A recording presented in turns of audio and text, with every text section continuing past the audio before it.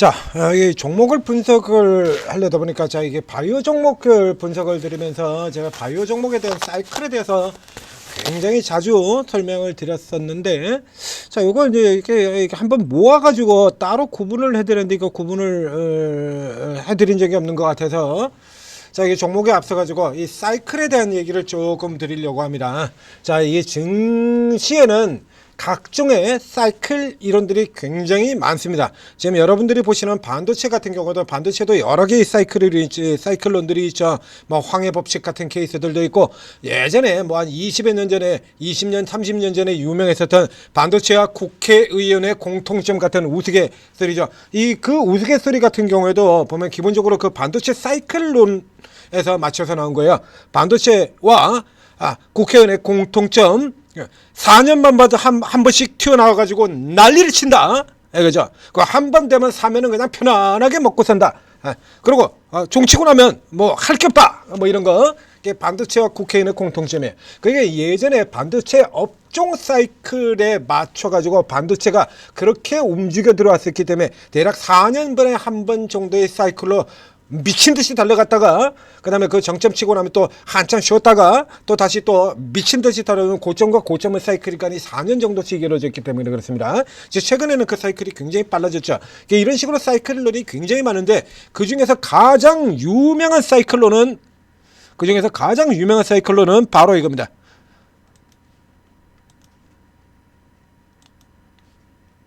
증시 4결론이죠. 자, 증시 4결론. 자, 1번에 우라가미 구니오가 얘기했던, 자, 요거 지금은 안 맞습니다. 얘가 지금은 안 맞아요. 그러니까 최근 같은 경우는, 최근에도 그래서 금융장세의 초기 국면, 이따위 개소리를 하고 자빠졌는데, 아니에요. 금융장세 초기 국면이라는 이 국면 같은 경우는 어디를 얘기하냐면, 저쪽에 지수가 개박살 났다가 돌아오는 초기 국면입니다. 그쪽 국면에서 들어가는 거지. 이게 지금 같은 게 이게 아니에요. 그러니까 주로 이렇게 뉴스 기사라든가 증시 기관들 레포트 모르고 그런지 알고 그런지 아니라 그 경우는 뭐죠? 제가 분석할 때 그런 거 분석할 때 뭐라 그러냐 그러면 저 유명한 이론을 모르고 그랬을 리는 없으니까요. 일부러 그러냐 고의로 그러냐 이렇게 얘기하죠. 너네 지금 이거 일부러 그런 거야 고의로 그런 거야. 모르고 그랬을 리는 없어요. 이건 모르고 그럴 리가 없는 거니까 헛소리죠 이거.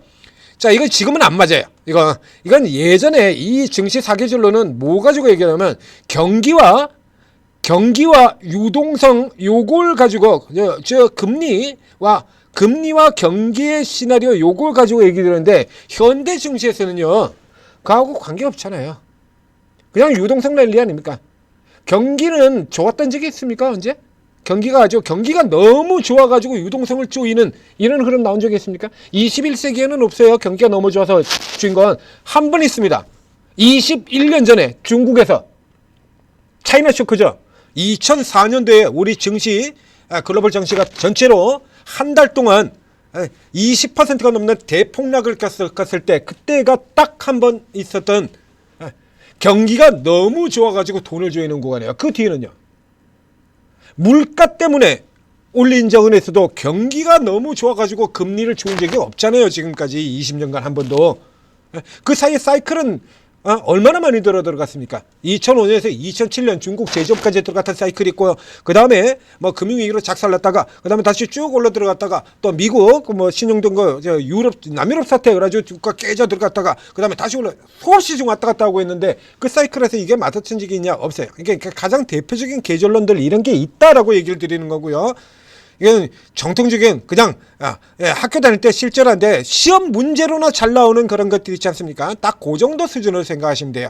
그러니까 이런 식으로 각종의 사이클론이 있다라는 얘기고, 그럼 바이오 종목 같은 경우에서 사이클론이 없냐 그러면 있죠. 미증시 전체로도 친다라고 하면 그 사이클이 있죠. 5월에 팔고 떠나라라는 그 사이클론이 왜 튀어나왔냐라고 하면, 자 5월에 팔고 떠나라 그러면 그 사는 건 어디선가 샀어야죠. 그럼 언제 사냐라고 하면 9월 때부터 사는 겁니다. 9월 만기 지나고 나면 10월, 11월 그때부터 가지고 사지르기 시작하는 거예요. 우선 배당 이슈 가지고 러시를 한번 버리고 그러고 나면 그 다음에는 추수감사 프라이데이 시즌이 있지 않습니까? 그러면 블랙 프라이데이 시즌에 맞춰가지고 각 기업들이 제품을 어마어마하게, 그러면 유통회사들이나 이런 데서 그 시즌에 맞춰가지고 물량을 넣어주세요라고 요청이 들어갈 테고, 그러면 생산 기업들 같은 경우는 그에 맞춰가지고 제품들을 겁나게 많이 만들고 그럴 거 아닙니까? 그럼 겁나게 제품들을 많이 만들어가지고 파니까 당연히 실적이 좋아지는 거고, 그럼 미리 당기는 거입니다. 그래서 그 이전 같은 경우 원래 블랙 프라이데이 추수감사절부터 부활절까지예요. 추수감사절부터 부활절까지. 그래서 연말에 그 기대 가지고 한번 당기고, 그 다음 배당 가지고 당기고, 그 이제 신년초에는 신년 기대감 가지고 당기고, 그 다음 연말까지는 대형주 배당 중심으로 갔으니까 1월달에는 중소형주 기대감 랠리해서 중소형주 가고, 그렇죠? 그래가지고 쭉 끌어당기고 올라가 들어간 다음에 그 지난 3분기 4분기까지 이렇게 쭉 들어갔던 기업들이 이제 다 나올 거 다 나오고 실적까지 다 나오고 난 다음에 그 시즌이 끝나는 게 부활절이에요. 4월달. 거기서부터 시작해가지고 이제 시즌 끝나가고 1분기 실적들 다 발표되고 그러나면 이제 차익 실현들 쭉 진행되는 거죠.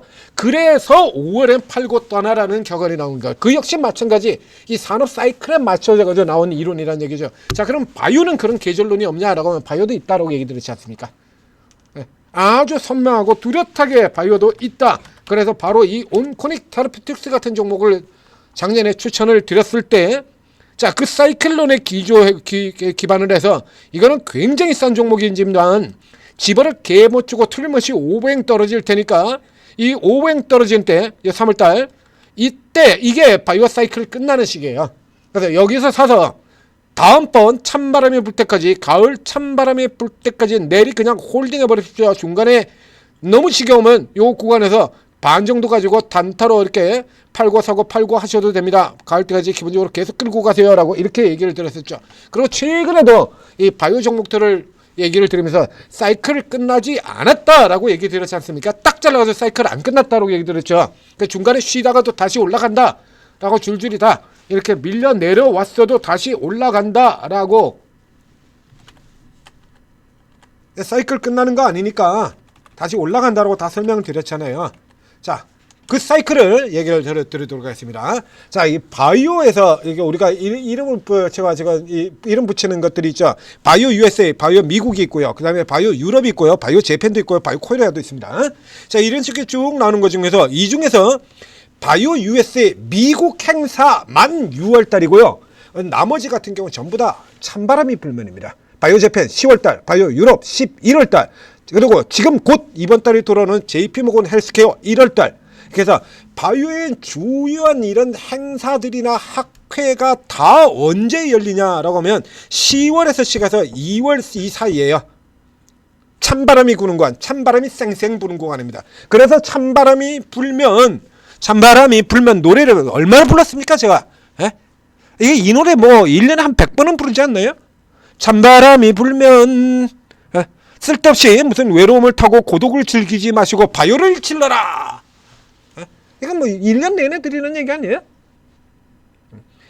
당연히 행사들이 그렇게 쭉 놓여져 있기 때문에 기업들의 임상 발표 같은 경우도 주로 다 그 시기에 다 맞춰집니다. 이거 학회에 있는 거. 그 학회하고 관계없이 그냥 나 혼자 이렇게 발표하면 뭐 그렇게 주목받냐 이거야. 그런 때 나가서 그런 행사들 같은 데 나가가지고 이 발표하고 뭘 해야 기술 이전도 나오고, 거기서 접촉해서 뭐 나와서 이제 기술 이전이 나오는 건 반드시 거기서 나오는 건 아닙니다. 근데 기술 이전이 나올 토대가 거기서 마련이 되는 거죠. 그래서 그 다음부터 이제 협상 들어가가지고 그 뒤에 기술 이전들이 이제 쭉쭉쭉쭉 나오는 거예요, 차례대로. 그래서 요 시기 같은 경우는 그런 기대를 가지고 기술 이전 기대 이런 거 가지고 올라가는 시기다라는 얘기입니다. 그 이 사이클 같은 경우는 변함이 없어요. 예? 매년 11월달, 10월달에 열리는 바이오 재팬이 어느 날 갑자기 4월로 옮겨가느냐, 그거 없어요. 그런 거. 매년 6월달로 정해져 있는 바이오 미국이 갑자기 시즌을 바꿔가지고 12월달에 하겠다, 없습니다. 그런 거 매년 똑같이 열리는 거예요. 네? 매년 똑같이. 그래서 요 사이클을 따라서 움직여 들어가라는 얘기입니다. 네? 그래서 앞서도 얘기 드린 것처럼 지금 잠깐 눌려서 내려오지만 이거 끝나는 거 아니다 라고 얘기 드렸잖아요. 똑같이. 아직도 끝나는 거 아니고요. 찬바람이 끌고 따뜻한 봄바람이 불면 끝나는 거예요. 그리고 이제 그 사이 다시 찬바람이 불까지 한 6개월 구간이 비지 않습니까? 그 사이 구간 중에 이제 간헐적으로 해먹는 가장 대표적인 시즌이 6월달에 바이오 USA가 되는 겁니다. 7월달에도 하나 있고요, 9월달에도 하나 있어요. 이렇게 중간중간에 있긴 있습니다. 이제 그 사이에서 이제 가장 3월달 봄바람이 불면 까져가지고 쭉 내려갔다가 바이오 USA 들어가는 이 앞두고 이제 그쪽에 관련해가지고 참가하는 기업이라든가 뭐 이런 거 발판다 그런 기업들 중심으로 해가지고 주가 쭉 또 반등이 나왔다가 또 여름 더운 시기에 이제 빠져 내려가고 그 빠져 내려가는 시기엔 또 코로나 같은 요런 종목들 같은 것도 틈새로 또 튀어 올라 들어갔다가 요런 굴곡 거치고 난 다음에 그 다음에 이제 다시 찬바람이 불면 전체가 다시 들어와. 이거를 20년을 반복을 하고 있는 겁니다. 이거 사이클론이에요. 네. 이게 바이오는 이 사이클론에서 벗어나기가 힘들어요. 이게 전체를 얘기해요. 사이사이에는 물론 다른 뭐 기술 이전을 발표를 한다든가 이렇게 나오는 기업들 같은 경우는 그 사이에서 또 비만주들 같은 경우는 그런 거하고 관계없이 사이클하고 관계없이 움직이는 종목이기도 하고 그러죠. 그런데 예를 들면 우리가 바이오에서 가장 중요시하게 여기는 같은 경우는 신약주들 아닙니까? 신약주요? 그럼 신약주들 같은 경우에 이게 좀 돋보이는 흐름이 나오려고 그러면 그럼 임상 발표에서 좋은 결과들이 나와줘야 되잖아요. 임상에서 별거 안 나온다라고 하면 그냥 밀려 떨어지는 거 아닙니까? 젠맥스 같은 경우도 임상 안 좋게 나오면서 그냥 주가가 떨어져 버리고 이런 식으로 뚝뚝 빠져버리잖아요. 임상 실패 뭐 이렇게 나오면 그렇죠. 그러면 이제 그런 게 임상이 가장 주목받을 시기가 바로 이 시기 때문에 이런 때 같은 때 계속 노리는 거야. 그래서 요거 지나가고 나면 그 다음에 바로 지금 같은 경우도 있지 않습니까? 그래서 이렇게 JP모건 헬스케어 참가 기업들 그래서 쭉쭉 올라 들어가고요. 오늘 같은 경우도 JP모건 헬스케어 앞서 나가서 나이백 같은 종목이 있네요. 이런 거 JP모건 헬스케어 어제도 있었고 매일 이런 거 하나씩 등장해가지고 치고 올라 들어가지 않습니까? 이게 바이오 사이클인 겁니다. 그러니까 신규성 종목에도 사이클이 있고 바이오에도 사이클이 기본적으로 이런 사이클들이 있다라는 얘기예요. 그래서 요 짝에 맞춰가지고 여러분들이 바이오를 다루실 때 같은 경우에도 결국에는 자 이게 시장에서 앞서 보시는 것처럼 바이오 같은 경우는 어제 같은 경우도 최근에 이 네임드 종목들 같은 경우가 무더기로 움직이는 경우가 많죠. 이렇게 네임드 종목들이 보르노이는 이 시가총액 상위 기업입니다만 이쪽의 기업들하고 따로 노는 경우가 대단히 많은 이례적인 기업이다라고 얘기 들고 이런 것들 다 같이 놀지 않습니까? 같은 방향으로 쭉 올라 들어갔다가 그래서 알테오젠 자 여러분 생각해보세요. 자 알테오젠도 내리고 리가캠도 내리고 ABL도 내리고 펩토론도 내리고 D&D도 내리고 올릭스도 내리고 인벤티지도 내리고 고롱티슈진도 내리고 할 때 개별 종목에서 시세들이 많이 나오겠습니까? 아니면 반대로 이쪽 종목들이 다 막 미쳐나가지고 막 B&D 파마텍이 15% 가고 펩토론이 15% 가고 막 혹은 뭐 ABL 바이오가 15% 막 이렇게 해서 날아가고 이럴 때 개별 종목들이 더 화려하게 날뛰겠습니까? 어떻게 했습니까? 생각해 볼 필요도 없는 거죠. 그렇죠? 생각해 볼 필요도 없는 거잖아요. 그래서 이 사이클을 기억을 해 두고 계시면 여러분들이 이런 네임드 종목을 선택을 하건 혹은 개별 세력형 형태를 선택을 하건 이 사이클에 맞춰 들어가면 실패 확률이 현저히 줄어든다라는 얘기입니다. 자, 바이오 사이클론에 대해서 다시 한번 여러분들한테 설명을 드렸습니다. 자, 이게 천재투자TV에서 여러 번 얘기를 들었던 내용이죠. 자, 구독, 좋아요 눌러주시고 그리고 이런 내용들 외에도 여러분들의 되게 여러분들이 투자하는 데 있어서 도움이 될 만한 내용들을 천재투자TV에서도 이렇게 다 알려드려요. 이런 거 아주 보면 밑에 이 쇼츠 같은 데서도 이렇게 쭉 이렇게 해드리고 그리고 토벌 투자 발법 기법 그래서 ADR을 활용을 해가지고 요게 어떤 형태의 종목으로 들어가면 되느냐라는 거 이런 거 이렇게 뭐 지금 이렇게 다 알려드리고 있지 않습니까? 자, 이건 여기 천재투자TV에서만 이걸 하냐라고 하면 천재투자TV에서는 여기 천재리더가 저거 딱 지금 두 사람이 지금 이러고 하고 있는 겁니다. 자, 이제 두 사람이 하고 있는 건데 자, 오르고에 들어오시게 되면 여기 또 20여 분의 전문가들이 있다는 얘기입니다. 최고의 전문가들 최소 경력 10년 이상 반도체 슈퍼랠리 사이클만 최소 4번 이상 본 전문가들 당연히 비장의 카드 종목들 같은 경우 다 있죠. 비장의 기법들 다 있고 자 여기 들어오시게 되면 오르고 앱을 다운로드 받고 그냥 간단한 무료 회원 가입에 입장하시면 전문가들이 쭉 자기 이름으로 방을 쭉 다 열어놓고 있다는 얘기입니다.